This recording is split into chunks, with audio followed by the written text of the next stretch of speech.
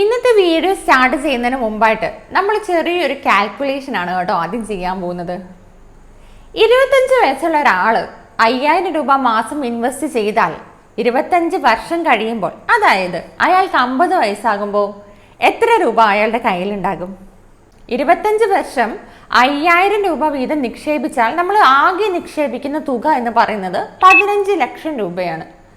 ഈ 15 ലക്ഷം രൂപ 50 ലക്ഷം രൂപയാകുമോ, 1 കോടി രൂപയാകുമോ, അതോ അതിൽ കൂടുതൽ നമുക്ക് കിട്ടുമോ?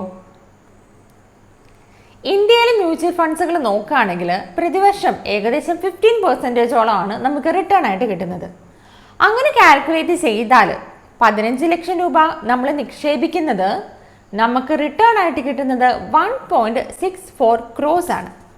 പിന്നത്തെ വീഡിയോയിലൂടെ നമ്മൾ ഡിസ്കസ് ചെയ്യാൻ പോകുന്നത് എങ്ങനെയാണ് നമുക്കൊരു SIP അല്ലെങ്കിൽ സിസ്റ്റമാറ്റിക് ഇൻവെസ്റ്റ്മെന്റ് പ്ലാൻ തുടങ്ങാം, അല്ലെങ്കിൽ എന്താണ് SIP, എങ്ങനെയാണ് നമ്മൾ അതിൽ ഇൻവെസ്റ്റ് ചെയ്യേണ്ടത്, എത്ര തുക വെച്ച് നമുക്ക് ഇൻവെസ്റ്റ്മെന്റ് ആരംഭിക്കാം. നിങ്ങളൊരു ബിഗിനർ ആണെങ്കിൽ ഈ വീഡിയോ മുഴുവനായിട്ട് കാണുക. കൂടാതെ ആദ്യമായിട്ടാണ് ചാനൽ കാണുന്നതെങ്കിൽ ചാനൽ സബ്സ്ക്രൈബ് ചെയ്യാനും പുതിയ വീഡിയോയ്ക്ക് വേണ്ടി നോട്ടിഫിക്കേഷൻ പ്രസ് ചെയ്യാനായിട്ടും മറക്കരുത്. നമ്മൾ ഷെയർ മാർക്കറ്റിൽ അല്ലെങ്കിൽ സ്റ്റോക്ക് മാർക്കറ്റിൽ ഇൻവെസ്റ്റ് ചെയ്യുക എന്ന് പറഞ്ഞാൽ NSE അല്ലെങ്കിൽ BSE ലിസ്റ്റഡ് ആയിട്ടുള്ള സ്റ്റോക്ക് നമ്മൾ ബൈ ചെയ്യാണ് ചെയ്യുന്നത് അല്ലേ. അപ്പം നമുക്ക് കിട്ടുന്ന പ്രോഫിറ്റിനനുസരിച്ച് നമ്മുടെ ഷെയർ പ്രൈസ് ഇൻക്രീസ് ചെയ്ത് നമുക്ക് ലഭിക്കുന്നതായിരിക്കും. മ്യൂച്വൽ ഫണ്ടിൻ്റെ കേസ് എന്ന് പറഞ്ഞാൽ നമുക്ക് അവിടെ ഒരു ഫണ്ട് മാനേജർ ഉണ്ടാകും. ആ ഫണ്ട് മാനേജർ പലരുടെ അടുത്തുനിന്നുമായിട്ട് ക്യാഷ് കളക്ട് ചെയ്ത് ഡൈവേഴ്സിഫൈ ചെയ്ത് പല സ്റ്റോക്കുകൾ അല്ലെങ്കിൽ ബോണ്ടുകൾ നിക്ഷേപിക്കുകയാണ് ചെയ്യുന്നത്.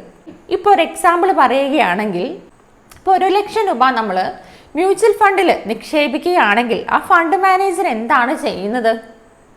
അതിനെ ഇപ്പോൾ എക്സാമ്പിളാണ് കേട്ടോ, 10 തരത്തിലുള്ള സ്റ്റോക്കിലേക്ക് അല്ലെങ്കിൽ ബോണ്ടുകളിലേക്ക് അദ്ദേഹത്തിന് എന്ത് ചെയ്യാൻ നിക്ഷേപിക്കാം. ആ നിക്ഷേപിക്കുന്നതിൽ ഏതെങ്കിലും ഒരെണ്ണം താഴെ പോയാൽ അല്ലെങ്കിൽ 2 താഴെ പോയാലും ബാക്കിയുള്ളത് അപ് ട്രെൻഡിനാണെങ്കിൽ നമ്മുടെ ഫണ്ടിനെ നമുക്ക് എന്ത് ചെയ്യാനായിട്ട് പറ്റും? മേലോട്ട് കൊണ്ടുപോകാനായിട്ട് പറ്റും. ഇങ്ങനെയാണ് മ്യൂച്വൽ ഫണ്ടിൻ്റെ വർക്കിംഗ് വരുന്നത്. അപ്പം എന്തൊക്കെ ടൈപ്പ് മ്യൂച്വൽ ഫണ്ടുകളാണോ ഉള്ളത്, അല്ലെങ്കിൽ ഏത് തരം SIPകളാണ് നമ്മൾ ചൂസ് ചെയ്യേണ്ടത്? മ്യൂച്വൽ ഫണ്ട്സ് എന്ന് പറയുന്നത് മെയിനായിട്ട് വരുന്നത് ഇക്വിറ്റി മ്യൂച്വൽ ഫണ്ട്, ഡെപ്റ്റ് മ്യൂച്വൽ ഫണ്ട്, അതേപോലെ തന്നെ ഹൈബ്രിഡ് മ്യൂച്വൽ ഫണ്ട്സ് എന്ന് പറയും. ഇക്വിറ്റി മ്യൂച്വൽ ഫണ്ട്സ് എന്ന് പറഞ്ഞാൽ അത് ഷെയർ മാർക്കറ്റിലേക്കാണ് വരുന്നത്, സ്റ്റോക്സിലാണ് ഇൻവെസ്റ്റ് ചെയ്യുന്നത്. അതുകൊണ്ട് തന്നെ അതിന് ഹൈ റിട്ടേൺ കിട്ടാനുള്ള സാധ്യത കൂടുതലാണ്. അതേപോലെ തന്നെ മറുവശം നോക്കിയാൽ ഹൈ റിസ്ക്കുമാണ്. റിട്ടേൺ മാത്രമല്ല, ചില സമയങ്ങൾ അത് കൂടുതൽ താഴെ പോകാനുള്ള സാധ്യതയുണ്ട്. അതുകൊണ്ട് തന്നെ ഇക്വിറ്റി മ്യൂച്വൽ ഫണ്ട്സ് എന്ന് പറയുന്നത് കുറച്ച് റിട്ടേൺ കിട്ടുന്നതാണെങ്കിലും റിസ്ക്കും അതിനനുസരിച്ച് കൂടുതലാണെന്ന് പറയാം. പിന്നെ വരുന്നത് ഡെപ്റ്റ് മ്യൂച്വൽ ഫണ്ട്സ് ആണ്. ഡെപ്റ്റ് മ്യൂച്വൽ ഫണ്ട് എന്ന് പറയുന്നത് നമ്മുടെ സേഫ് ആയിട്ടുള്ള സ്റ്റോക്സിലും അതേപോലെ തന്നെ ഗവൺമെൻറ് ബോണ്ട്സിലും സെക്യൂരിറ്റീസിലൊക്കെ ഇൻവെസ്റ്റ് ചെയ്യുന്നതാണ് ഡെപ്റ്റ് മ്യൂച്വൽ ഫണ്ട് എന്ന് പറയുന്നത്. ഇതെന്ന് പറയുന്നത് റിട്ടേണും ലോ ആണ്, അതേപോലെ തന്നെ റിസ്ക്കും ലോ ആണ്. ഇനി ഹൈബ്രിഡ് മ്യൂച്വൽ ഫണ്ട് എന്ന് പറഞ്ഞാലോ, നമ്മുടെ ഇക്വിറ്റിയുടെയും ഡെപ്റ്റിൻ്റെയും കൂടെ മിക്സ് ആണ് ഹൈബ്രിഡ് മ്യൂച്വൽ ഫണ്ട് എന്ന് പറയുന്നത്. അതായത് റിട്ടേണും റിസ്ക്കും രണ്ടും നമുക്ക് എന്തായിരിക്കും? മോഡറേറ്റ് ആയിരിക്കും. എന്താണ് ഇനി SIP? ഇപ്പം നിങ്ങളൊരു സാലറീഡ് എംപ്ലോയി ആണെങ്കിൽ നിങ്ങൾക്ക് മാസം ഒരു 5000 രൂപ, നേരത്തെ പറഞ്ഞതുപോലെ ഒരു 5000 രൂപ മാറ്റി വെക്കാനുണ്ട്, നിങ്ങൾക്ക് മാസം ഇൻവെസ്റ്റ് ചെയ്യാൻ പറ്റും. അതൊരു പ്ലാൻ ആണ് അല്ലേ. അപ്പം 5000 രൂപ എനിക്ക് മാസം ഇന്ന സ്ഥലത്ത് ഇൻവെസ്റ്റ് ചെയ്യാനായിട്ട് പറ്റും, അത് എൻ്റെ പ്ലാനാണ്. അത് മ്യൂച്വൽ ഫണ്ടിലേക്കാണ് നമ്മൾ ഈ പ്ലാൻ കൊണ്ടുവരുന്നതെങ്കിൽ അതിനെയാണ് നമ്മൾ SIP, സിസ്റ്റമാറ്റിക് ഇൻവെസ്റ്റ്മെൻറ്റ് പ്ലാൻ എന്ന് പറയുന്നത്. അപ്പം നിങ്ങൾക്ക് മാസം എന്ത് ചെയ്യാം? ഈ മ്യൂച്വൽ ഫണ്ടുകളിലേക്ക് SIP വഴി ഇൻവെസ്റ്റ് ചെയ്യാം. എങ്ങനെയാണ് നമ്മൾ നല്ലൊരു SIP അല്ലെങ്കിൽ മ്യൂച്വൽ ഫണ്ട് ചൂസ് ചെയ്യേണ്ടത്? അത് ഓരോരുത്തരുടെയും ഗോളിനനുസരിച്ചാണ് നമ്മൾ സെറ്റ് ചെയ്യേണ്ടത്. ഇപ്പം നിങ്ങളൊരു ലോങ് ടേം ഇൻവെസ്റ്റർ ആണെങ്കിൽ നിങ്ങൾക്ക് എന്ത് ചൂസ് ചെയ്യാം? റിസ്ക് ഒഴിവാക്കിക്കൊണ്ട് തന്നെ റിട്ടേൺ കിട്ടുന്ന രീതിയിൽ നമുക്ക് ഡെപ്റ്റ് ഫണ്ടുകളിൽ ചൂസ് ചെയ്യാനായിട്ട് പറ്റും. അല്ല, നിങ്ങൾക്ക് ഒരു 3 വർഷത്തേക്ക് മാത്രമാണ് വേണ്ടതെങ്കിൽ കൂടുതൽ നല്ലത് ഇക്വിറ്റി ഫണ്ട്സിൽ ഇൻവെസ്റ്റ് ചെയ്യുന്നതായിരിക്കും. കാരണം കൂടുതൽ ഹൈ റിട്ടേൺ കിട്ടുന്നത് എപ്പോഴും equity mutual ഫണ്ട്സിലാണ്.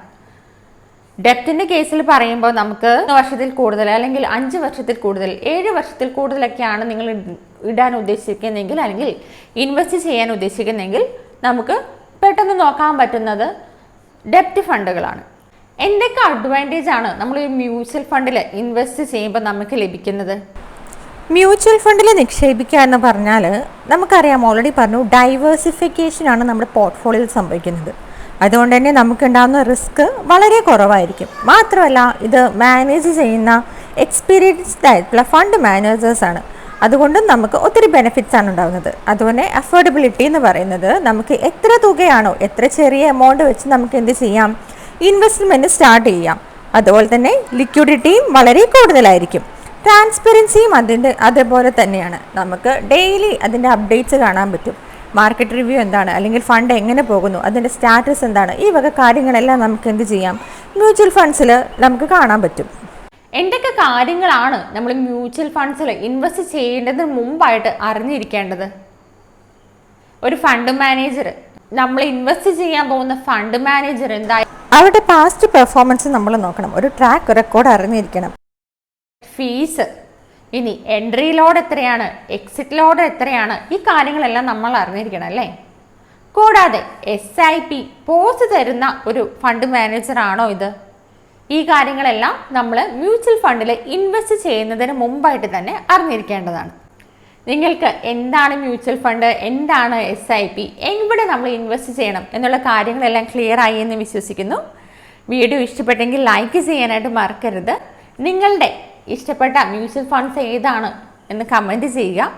Thank you for watching.